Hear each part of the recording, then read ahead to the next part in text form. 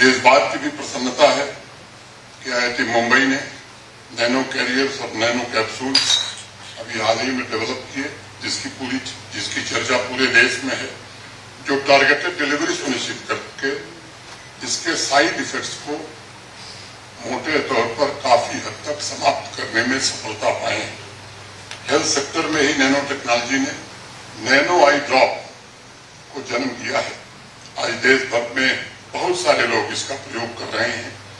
एक इम्यूनोज प्रेजेंट ये है जो क्रॉनिक ड्राई आई डिजीजेस में टीयर्स माने आंसू का उत्पादन बढ़ाता है और जो आंखों में सूजन होती है इसके कारण कम हो जाती है। आज देश में ढेर सारे लोग इसका उपयोग कर रहे हैं।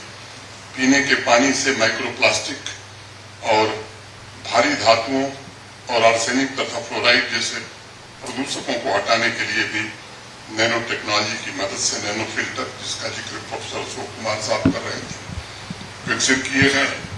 नैनो टेक्नोलॉजी का उपयोग सोलर सेल्स की दक्षता बढ़ाने और अधिक कुशल बैटरी और एनर्जी स्टोरेज सिस्टम को विकसित करने के लिए भी आज देश में होने लगा है। इसके उपयोग को और कैसे हम बढ़ा सकते हैं, इस पर अभी ज्यादा काम करने की जरूरत है। ऐसे अनेक सेक्टर्स हैं जिसमें नैनो टेक्नोलॉजी के इनोवेशन, ईज ऑफ लिविंग बढ़ावा दे रहे हैं। अभी ये कॉन्फ्रेंस एक प्रकार से नैनो टेक्नोलॉजी के सभी साइंटिस्ट के लिए एक आइडिया एक्सचेंज तथा कोलैबोरेशन का एक सशक्त प्लेटफॉर्म है। इसलिए मैं भी थोड़ी लालच में हूँ और मेरे दिमाग में जो चल रहा था, कई लोगों ने कहा कि मैं आया हूँ, मैं स्वार्थ से आया और उसको मैं आगे जिक्र करना चाहता हूँ। मेरा भी स्वार्थ है और उसमें मैं समझता हूँ कि जम्मू कश्मीर का वो स्वार्थ है।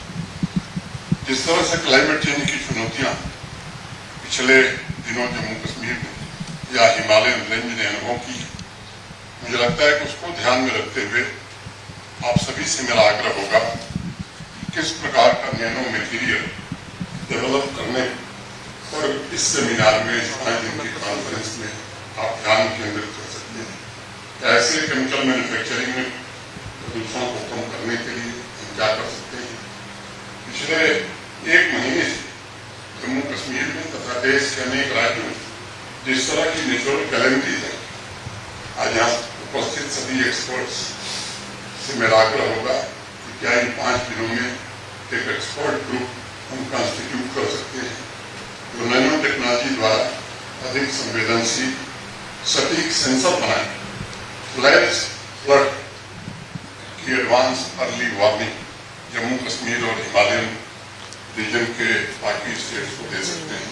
क्या कश्मीर यूनिवर्सिटी इसमें लीड ले सकती है?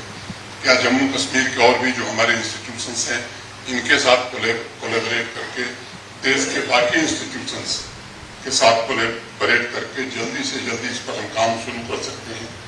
क्या हम हिमालयन क्षेत्रों के लिए विशेष रूप से ऐसे सॉइल सेंसर डेवलप कर सकते हैं जो सॉइल सैचुरेशन माने जब मिट्टी की संतृप्ति हो जाए और परिवर्तन का अनुमान हम लगाएं तो एडवांस अर्ली वार्निंग सिस्टम ऐसा दें कि लैंडस्लाइड के पहले ही हमें पता चल जाए कि इस इलाके में लैंडस्लाइड होने वाला है। इसको अगर आप कर सकते हैं तो मैं समझता हूँ कि इस पूरे 5 दिनों के कॉन्फ्रेंस की सबसे बड़ी उपलब्धि है। मुझे लगता है कि ये 2 प्रोजेक्ट आने वाले भविष्य भारतवर्ष और विशेष रूप से हिमालयन रीजन के लिए गेम चेंजर साबित हो सकते हैं। एक अन्य सबसे महत्वपूर्ण सेक्टर जो मेरे ध्यान में आ रहा है वो डिफेंस सेक्टर है, जिसमें नैनो टेक्नोलॉजी से जुड़े साइंटिस्ट एक्सपर्ट्स आज की भारत की जरूरतों के मुताबिक महत्वपूर्ण योगदान दे सकते हैं। आप सब वाकिफ हैं कि अभी हाल ही में कुछ महीनों पहले ऑपरेशन सिंदूर के दौरान जो हमने अनुभव किया है, आप जानते हैं कि लंबे समय तक देश का डिफेंस सेक्टर प्राइवेट लेयर्स के लिए खुला नहीं था। R&D के लिए उसमें जगह नहीं थी। धीरे धीरे आज भारत आर्म्स एम्यूनिशंस का एक बड़ा इंपोर्टर बनता जा रहा है। 2014 के बाद डिफेंस इक्विपमेंट में भारत आत्मनिर्भर कैसे बने, ये फैसला भारत की सरकार ने किया और पहली बार डिफेंस मैन्युफैक्चरिंग को सरकार के पूरी तरह कंट्रोल से बाहर निकालकर प्राइवेट प्लेयर्स को रिसर्च और डेवलपमेंट के लिए भी प्रोत्साहित करने का काम किया। एक दशक में क्या बदलाव हुआ उसका जमीन पर प्रमाण पूरे देश ने, हम सब ने ऑपरेशन सिंदूर के दौरान देखा है। पिछले 5 वर्ष के आंकड़ों को अगर हम देखें तो भारत लगभग आज दुनिया के 100 देशों को डिफेंस इक्विपमेंट एक्सपोर्ट कर रहा है। पहले डिफेंस टेक्नोलॉजी सामान्य तौर पर एकेडमिया का हिस्सा नहीं हुआ करती थी, लेकिन पिछले दिनों भारत के प्रधानमंत्री जी के कारण देश का नजरिया बदला है। Defence startups, MSMEs, individual innovators ने एकेडमिया और इंडस्ट्री के बीच संबंध मजबूत बनाने की दिशा में बहुत ही सराहनीय योगदान दिया है। मेरा निवेदन होगा कि nano technology scientist defence equipment के लाइटर कंपोनेंट के निर्माण में क्या योगदान दे सकते हैं, इस पर गंभीरता से सोचने की जरूरत है। माननीय प्रधानमंत्री जी के नेतृत्व में रिसर्च एंड डेवलपमेंट में आईआईटीज को पार्टनर बनाया गया है, एकेडमिक इंस्टीट्यूशंस को पार्टनर बनाया गया है। Innovations for defence excellence iDEX नाम का जो प्रोग्राम लॉन्च हुआ, मैं समझता हूं कि भारत की सुरक्षा को मजबूत बनाने के लिए इनोवेटिव सॉल्यूशंस निश्चित रूप से इस इनिशिएटिव के कारण आने वाले भविष्य में विकसित किए जाएंगे। मुझे उम्मीद है कि नैनो टेक्नोलॉजी एक्सपर्ट्स और साइंटिस्ट इससे जुड़कर डिफेंस सेक्टर में भारत को आत्मनिर्भर बनाने में अपना पूरा योगदान दें। ये मेरा तीसरा आग्रह होगा। स्वस्थ और निरोग जीवन के लिए आज रीजनरेटिव मेडिसिन पर काफी शोध, काफी रिसर्च हो रहा है, ताकि डायग्नोसिस एंड ट्रीट, निदान और उपचार दोनों सामान्य आदमी के लिए भी आसान हो सके। इस दिशा में भी आप सब महत्वपूर्ण योगदान दे रहे हैं और मुझे लगता है और योगदान दे सकते हैं। एडवांस इम्प्लांट पर दुनिया के अनेक देश आज काम कर रहे हैं, रिसर्च हो रहा है। उसे भारत में कैसे हम गति प्रदान कर सकते हैं, इस पर विचार करने की आवश्यकता है।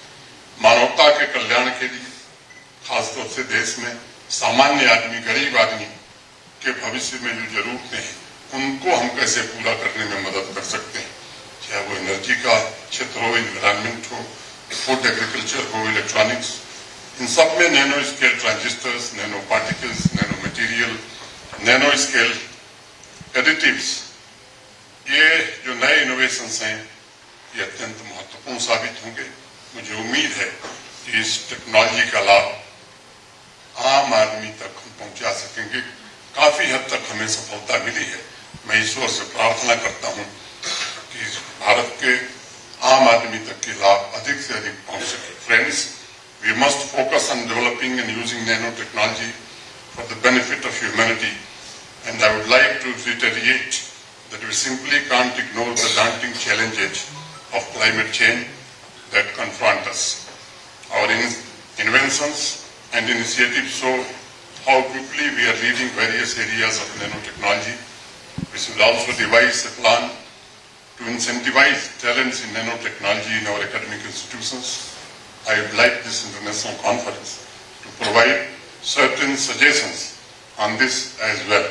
I compliment University of Kashmir for organizing this significant event. Thank you. Jai Hind, Jai Bharat.